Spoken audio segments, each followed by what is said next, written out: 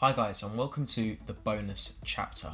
Now you may have noticed when we first went to place trades and look at the Kraken homepage, there is a drop down list of every single crypto you can buy on Kraken. Now if you notice, these are mostly the majors. Very similar to Forex where you have the majors and minors. Here we have the main cryptos, the most popular, and then you also have altcoins. Now although some of these are altcoins, they are the most popular traded in the current cryptocurrency market. So Kraken usually keeps the main traded and largest market cap cryptos on their platform. They do not throw in many altcoins unless heavily requested. So this means we're missing out on buying stuff like Vertcoin, Neo, just to name a few. So what that means is we do need to use another exchange. So what we will do is we will actually move to something called Bittrex. Now Bittrex is one of the largest exchanges aside from Kraken, and the only downside to Bittrex is you can only deposit and withdraw crypto. So that means, again, you could use Coinbase to instantly buy some Ethereum or Litecoin or Bitcoin and send it straight to Bittrex, or you could send some of your holdings over from Kraken. So Bittrex, to sign up, again, you cannot replicate the process once you've signed up. So all I will say is it's extremely easy and even less of a hassle than Coinbase or Kraken. This just means instantly from an email and password you will be signed in.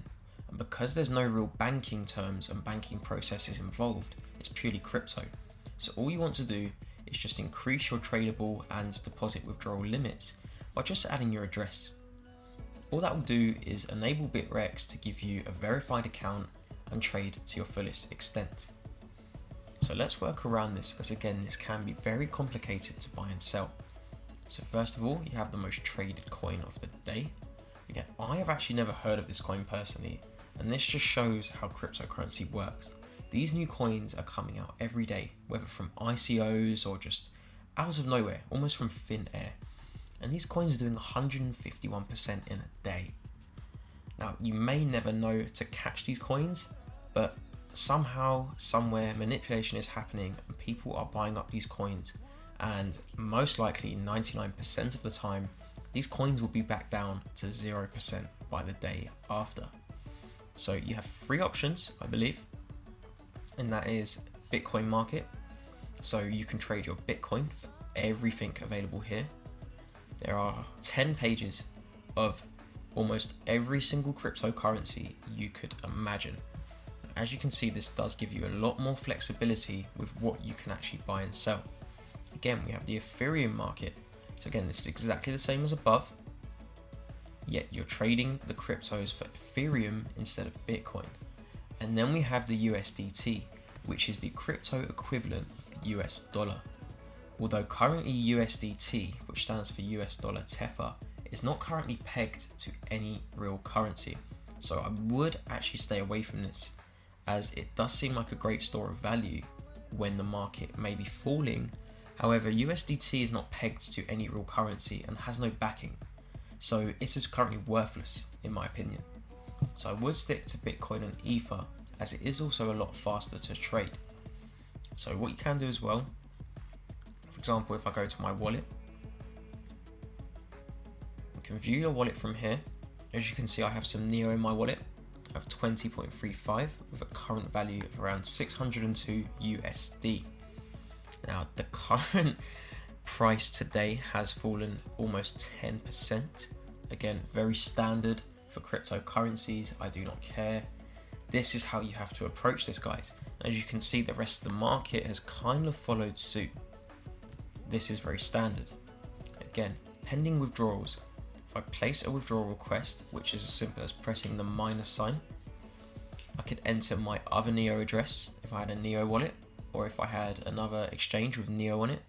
All I would do is enter the quantity, which would be the max amount, enter the address here and press withdrawal. This will then land in your pending withdrawal tab, which will eventually clear after it's received enough confirmations.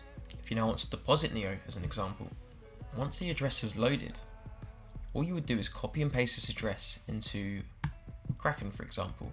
And obviously in the funding tab where you would withdraw Neo, you would enter in the address given here. What that would do is it would then eventually send this through to Bittrex. So for example, I wanted to buy NEO. I could send Ether over to Bittrex. All I would do is go to deposit, withdraw, go to Ether. I would then select an address, and as you can see I have many addresses, including my Bittrex one. All I would do is enter, for example, 10 Ether, go to Ether, which you can simply find from here by typing Ethereum, go to plus.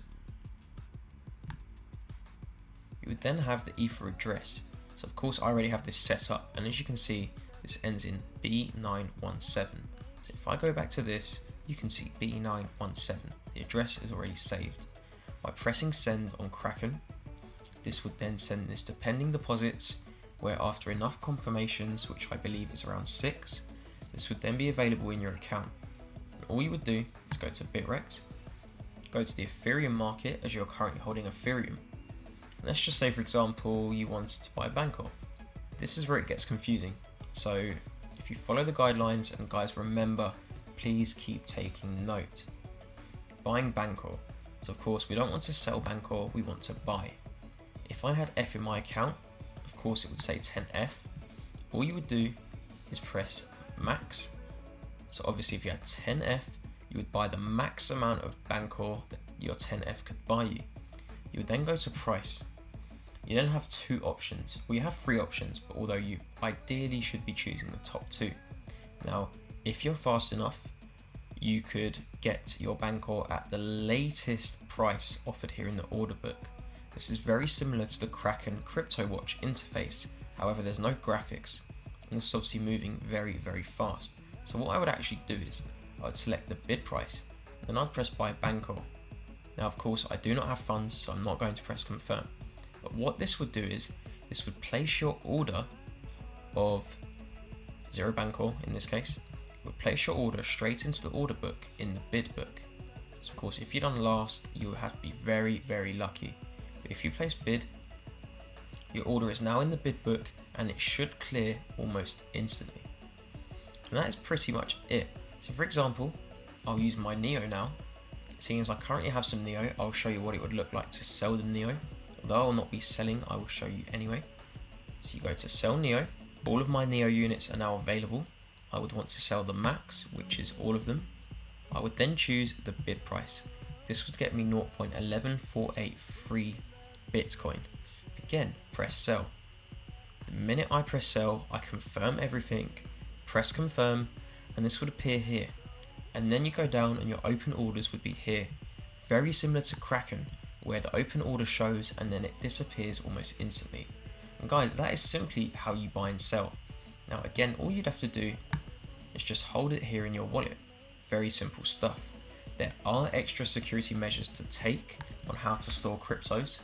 You cannot store all of them in a certain way. However, for the main, like Ether, Ripple, Litecoin, Bitcoin, you can store them on a very special and very protective device. I will be covering that in a chapter in itself. Now guys, thank you for watching this chapter. I look forward to seeing you in the next.